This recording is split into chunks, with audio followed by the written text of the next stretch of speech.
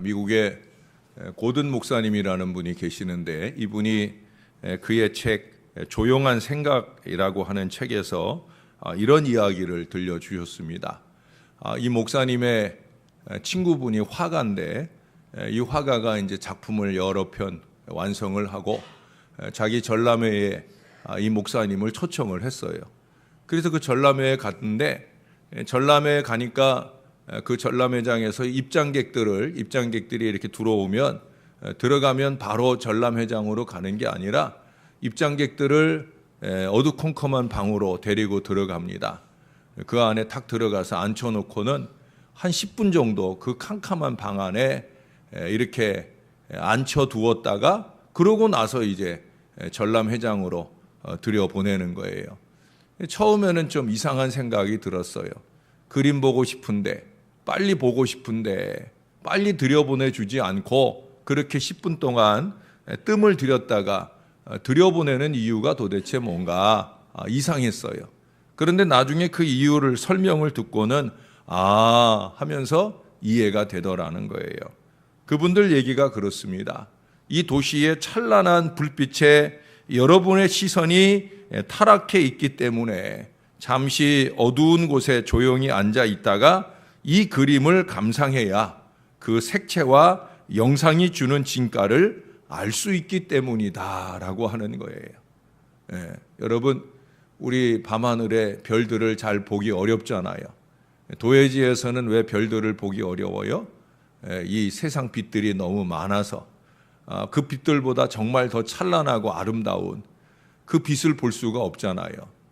세상의 빛들이 좀 적은 시골에 가면 그 찬란하고 아름다운 빛의 그 빛깔을 제대로 볼 수가 있지요. 자연이 깊은 아프리카나 또 아마존 지역이나 또는 호주의 깊은 밀림 속으로 들어가게 되면 거기서는 정말 하늘에 총총히 박힌 많은 별들을 제대로 된 색깔로 볼 수 있는 거예요. 왜? 우리의 시선이 오염되어 있지 않기 때문에 그런 거예요. 여러분, 하나님의 말씀 앞에서도 마찬가지입니다. 우리의 눈뿐 아니라 우리의 귀와 입맛도 타락해 있는 경우들을 많이 보게 됩니다. 인터넷 등에서 너무 많은 말씀들을 접하는 좋은 점들도 있지만 우리가 인터넷이나 또 세상의 TV나 이런 것들에 의해서 우리의 생각이나 정신도 그 세상 속에서 오염되고 타락하기도 한다는 거예요. 특히 이 새벽 아침에 오기 전에 여러분들이 지난 밤에 너무 늦게까지 TV 앞에 앉아 있다가 오시게 되면 더더욱더 그렇습니다. 이 말씀의 신선한 감을 놓치게 된다는 거죠. 심지어 믿음조차도 불순해진 사람들을 많이 봅니다. 그러니 하나님의 말씀의 제 색깔, 제맛을 제대로 알아보지를 못할 때가 많이 있다는 거예요. 옛날에는 그러한 영을 순화시키려고 기도원을 찾거나 할 때도 많았는데 요즘에는 그럴 만한 기도원 찾기도 어렵고 또 너무 바빠서 그럴 여유도 없는 것이 사실입니다. 우리가 예배와 함께 하나님의 말씀을 듣기 전에 부르는 찬송이나 기도는 바로 그 조용한 시간, 영을 준비하는 아주 중요한 시간이에요. 말씀의 은혜를 제대로 받지 못하는 사람들 보면 거의 그 시간을 소홀히 여기는 거예요. 하나님께 찬송하면서 또 기도로 준비하면서 영을 순화시켜 놔야 그래야 그 준비된 영에 물 흐르듯 하나님의 은혜가 임하게 되어지는 거예요. 할 수만 있다면 예배 전에 좀 더 일찍이 와서 이 순화의 준비 시간을 잘 가질 수 있어야 합니다. 그래서 순전한 마음으로 하나님의 말씀을 받을 수 있어야 된다는 거예요. 이게 잘 안 되다 보니까 거기 14절에 말씀하는 것처럼 하나님은 한 번 말씀하시고 다시 말씀하시는데도 불구하고 사람은 관심이 없도다. 무관하게 여기고 살아간다는 거예요. 하나님의 말씀을 무관하게 여기고 지나친다는 거예요. 그냥 그런 말씀으로 지나쳐 버린다는 거예요. 또 그 얘기 그렇게 생각하게 되어지는 거예요. 여러분, 말씀에 대해 일어나는 두 가지 부정적인 반응 중에 첫 번째는 뭐냐? 말씀을 자기와 무관하게, 말씀에 관심이 없다. 말씀을 자기와 무관하게 여긴다라고 하는 거예요. 남의 얘기로만 들어요. 2000년 전, 3000년 전의 이야기로만 들어요. 그건 제대로 듣는 게 아니라고 그랬어요. 언제든지 하나님 말씀 들을 때는 저 말씀은 내 말씀이다. 그게 바로 로고스, 이 기록되어 있는 하나님의 말씀을 레마, 나의 말씀으로 삼게 되는 것. 그 은혜가 있어야 된다고 그랬어요. 로고스의 말씀으로 말씀에 대한 경외감을 갖는 것도 중요하지만 그 말씀을 레마의 말씀으로, 나에게 주시는 말씀으로 받는 것도 더 중요하다 말씀을 드렸습니다. 두 번째 부정적 반응은 뭐냐? 자기 얘기로 듣는 것까지는 좋은데 그걸 변화와 결단으로 이어가지 못하고 시험의 빌미로 삼는 어리석은 사람들이 많이 있다는 거예요. 목사님이 내 얘기 하네? 그러고 시험에 들어요. 목사님이 내 얘기를 하는 게 아니라 하나님이 내 얘기를 들려주시는 건 뭐예요? 여기도 오늘 그런 얘기를 하죠.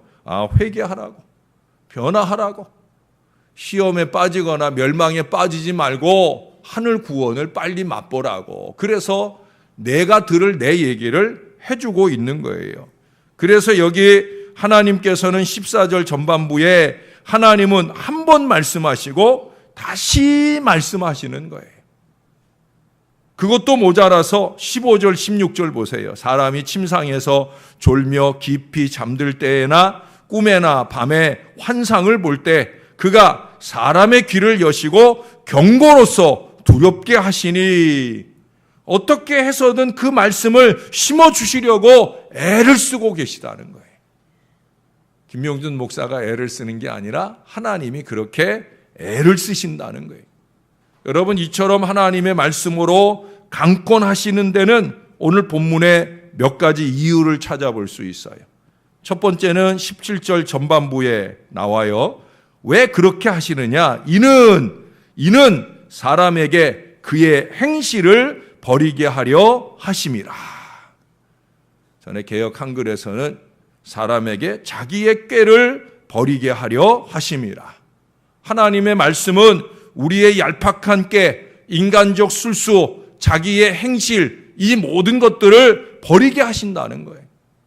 이에 순종하고 주의 말씀을 따라갈 때 그 말씀이 보장하는 축복의 미래가 열리게 되어지는 거예요. 나와 다른 하나님의 생각을 인정하고 그 길을 따라가야 희망이 있는데, 그 하나님의 뜻에 대해 귀를 닫고 자기 길을 고집할 때 우리는 불필요한 고생과 수고로 허덕이게 되어지는 거예요. 사람이 마음으로 자기 길을 계획해도 그 길을 인도하는 것은 하나님이시라고 잠언서 16장에서 3절, 6절, 9절에서 세 번에 걸쳐서 반복해서 그 얘기를 하시잖아요. 아무리 너희 길을 계획해도 내가 그 길을 이끌어주지 않으면 소용없는 거야 라고 하나님이 거듭 똑같은 말씀을 반복해 말씀하셔요. 왜? 그게 진리니까. 그러니 우리가 잘 되고 잘 사는 비결은 다른 데 있지 않아요. 빨리 내 생각을 버리는 거예요. 하나님의 말씀으로 내 생각을 지배하게 하시고 그 말씀대로 삶의 변화를 이루어 가야 된다는 거예요. 우리가 일찌감치 그 뜻 앞에서 자기의 꾀를 버릴 수 있을 때 희망의 미래가 열린다는 거예요. 여러분, 내 생각대로 들으려는 하나님의 말씀은 이미 하나님 말씀 아닙니다. 그렇잖아요. 내 생각대로 말하지 왜 목사는 저렇게 얘기하나. 여러분, 그러려면 뭐하러 말씀 앞에 서겠어요? 그 내 생각대로 말해주길 바란다고 하면 우리가 말씀 앞에 설 이유가 없는 거죠. 그러나 우리가 잊지 말아야 될 건 뭐예요? 자기 생각대로 어그러진 그 길을 가다가 결국은 멸망의 결국을 만나게 될 수밖에 없다는 사실입니다. 정말 우리의 영혼을 사랑하는 목사는 내가 듣기 좋아하는 내 생각을 말해주는 목사가 아니라 내가 듣기 싫어해도 하나님의 생각을 내게 제대로 가르쳐 주시는 분임을 여러분 잊지 마셔야 됩니다. 이 김영준 목사는 그런 목사가 되기를 늘 소망하며 하나님께 무릎 꿇습니다.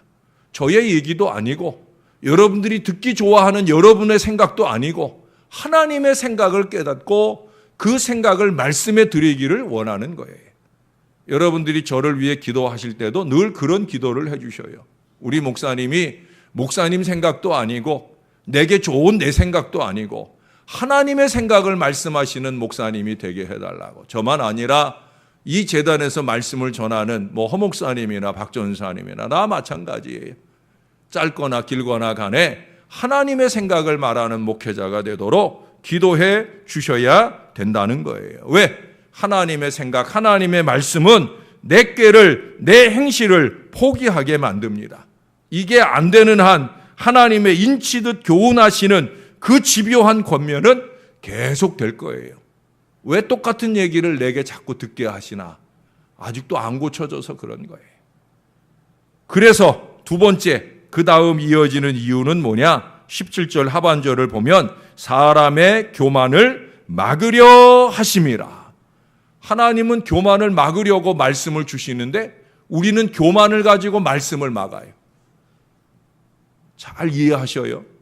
하나님은 교만을 막으려고 말씀을 주시고 계시는데 우리는 교만을 가지고 말씀을 막아요. 이게 얼마나 어리석은 일이에요. 말씀 앞에 겸손함, 이게 모든 목사나 성도들의 한결같은 태도여야 합니다. 늘 드리는 말씀을 또 드릴 수밖에 없겠습니다. 은혜는 흐르는 거예요. 낮을수록 더 깊고 더 많은 은혜를 받을 수 있는 거예요. 겸손할수록 은혜는 넘치게 되어 있습니다. 말씀 좀 안다고 교만 떠는 사람들 절대 은혜 받을 수 없어요. 사실은 말씀도 별로 모르면서 세상의 지식만 그 단편적 지식만 넘치면서 감히 말씀을 평가하고 그 평가 속에서 하나님의 생각을 받지 못하는 어리석음 속에 사는 사람들을 많이 보게 됩니다. 여러분, 제 얘기를 해서 좀 죄송하지만 저는 목사라도 말씀 앞에서는 자세를 낮춥니다. 제가 주일 오후에 예배 인도하고 우리 전사님이나 부목사님이 인도할 때는 제가 인도 안 하지만 전사님이 설교할 때도 제가 내려가잖아요. 강단 앞에 내려가가지고 강단 제일 앞에서 제가 말씀 듣잖아요. 저 열심히 적으면서 들어요. 또 들으면서 또 저에게 또 다른 그 말씀 본문을 통해서 나도 이 본문으로 설교를 하게 된다면 나는 여기에 감동을 좀 전해야 되겠다 하는 그 깨달음들도 또 나름대로 느끼면서 말씀을 받습니다. 첫 목사라도 말씀 앞에서 자세를 낮춥니다. 성경 지식이 많을 뿐이지 말씀의 은혜가 이만하면 됐다고 말할 수 있는 수준은 아무도 없는 거예요. 수십 년 목회를 했어도 수십 년 이 말씀을 붙들고 전하고 살았어도 말씀을 많이 아는 것일 뿐이지 말씀의 은혜가 이만하면 됐다고 말할 목사도 사람도 없다는 거예요. 언제나 하나님의 말씀은 깊고 오묘합니다. 저는 새롭게 설교를 준비할 때마다 느끼는 게 그거예요. 이런 말씀이 있었네. 내가 그래도 이만하면 30년 이상 목회하고 설교했으면 구석구석 모르는 말씀이 없다 생각하는데 아니 여기 또 이런 말씀이 있었네. 여러분들을 위해 기도하다가 하나님이 어떤 말씀을 감동해서 막 뒤적거리고 찾다가 그 말씀 딱 찾게 되면 여기 또 이런 말씀이 있었네. 그런 말씀들을 많이 느끼고 은혜를 받을 때가 많이 있다는 거예요. 저는 말씀을 들을 때보다 설교 준비를 하려고 말씀 앞에 설 때마다 더욱더 겸손해지는 제 자신을 발견하곤 합니다. 늘 새롭게 깨닫기 때문에 그런 것입니다. 여러분, 교만 중에 가장 최고 위험한 교만은 말씀 앞에서의 교만이에요. 왜? 아까도 말씀드렸지만 하나님은 교만을 막으시려고 말씀을 주시는데 우리는 어리석은 교만으로 하나님의 말씀을 막아버리니 이거보다 큰 교만이 없는 거예요. 이 교만이 무너지면 하나님의 생각이 내 마음속에 들어오고 그 생각대로 사라지는 믿음의 능력이 나타나는 거예요. 그러면 그 다음 세 번째 18절을 보세요. 그는 하나님이에요. 하나님께서는 사람의 혼을 구덩이에 빠지지 않게 하시며 그 생명을 칼에 맞아 멸망하지 않게 하시느니라. 바로 이 이유 때문에 하나님 우리를 자꾸 말씀으로 깨우쳐 주시는 거예요. 멸망길 가지 말라고, 생명길 가라고. 우리가 주기도문에서 그런 기도하잖아요. 끝부분에 보면은 우리 죄를 용서하여 주시고 우리를 시험에 빠지지 않게 하시고 악에서 구하소서. 시험에 빠지지 않게 하시고 악에서 구하소서. 바로 이 기도의 응답을 위해서 말씀을 주시되 인치듯 주셔요, 귀가 따갑도록 주셔요, 되새기도록 주시고 또 주신다는 거예요. 여러분, 사실 여기 15절 말씀은 이 15절에 그러잖아요. 사람이 침상에서 졸며 깊이 잠들 때에나 꿈에나 밤에 환상을 볼 때에. 여러분, 이게 사실은 우리가 교회 와서 졸며 자며 말씀 제대로 못 듣는 그런 상황을 말하는 게 아니에요.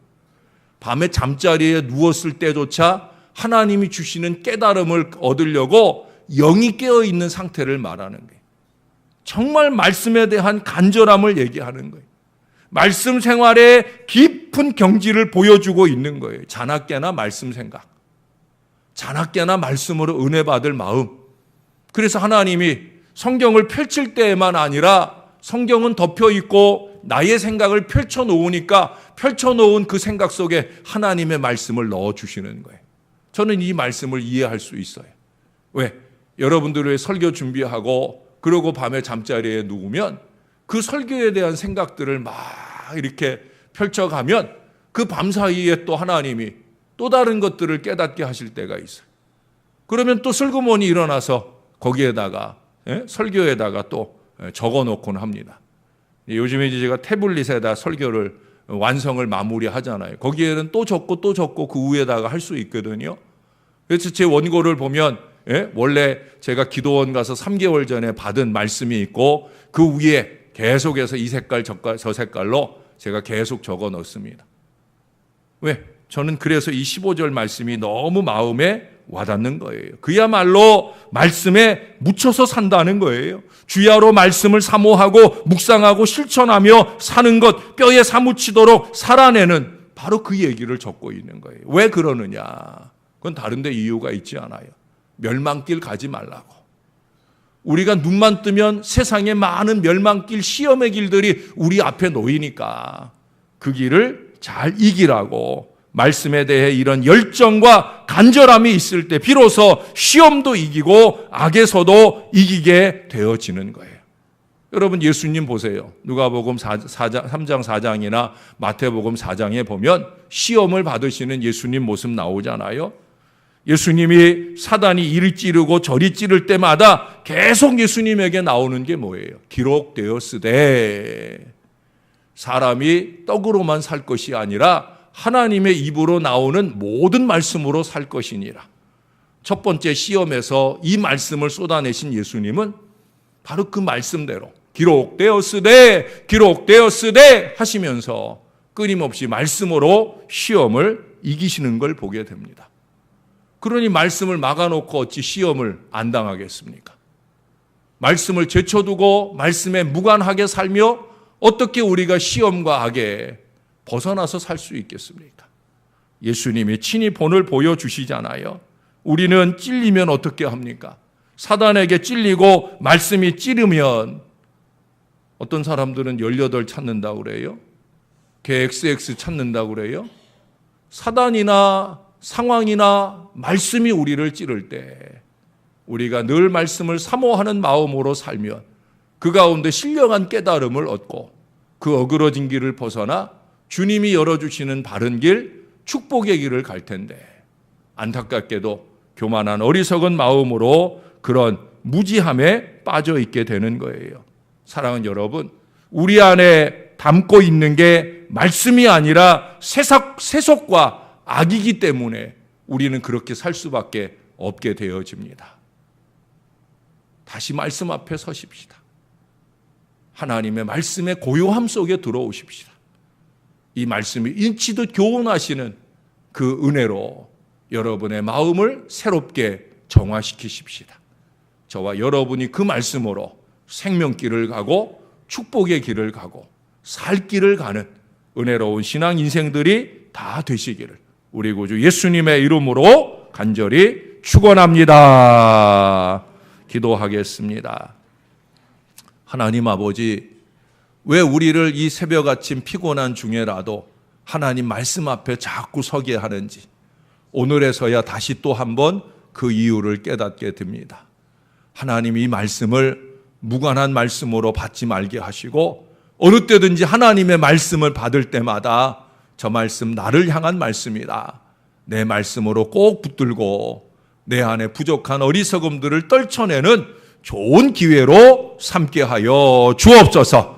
하나님의 말씀을 하나님의 말씀으로 받는 데살로니가 교회의 놀라운 변화와 부흥을 우리도 기억하게 도와주시고 신월제일교회가 누구를 통해 주시는 하나님의 말씀이든지 그 말씀을 받을 때 하나님의 생각으로 말씀을 받아 그 말씀을 삶의 변화로 열어가게 도와 주옵소서. 우리로 하여금 멸망길 가지 말라고 이 말씀 주신다는 사실을 다시 한번 제삼 깨닫게 도와주시고 우리의 어리석은 교만으로 말씀을 막는 것이 아니라 말씀을 통해 우리 안에 틈타려는 모든 교만을 막아내는 크신 은혜와 능력을 경험하는 하나님의 사람들 되게 하여 주옵소서. 주님의 말씀을 꼭 붙들고 승리의 여정을 가는 축복의 여정을 가는 이 사랑하는 주의 모든 자녀들 되도록 우리 하나님 꼭 붙들어 주시옵소서.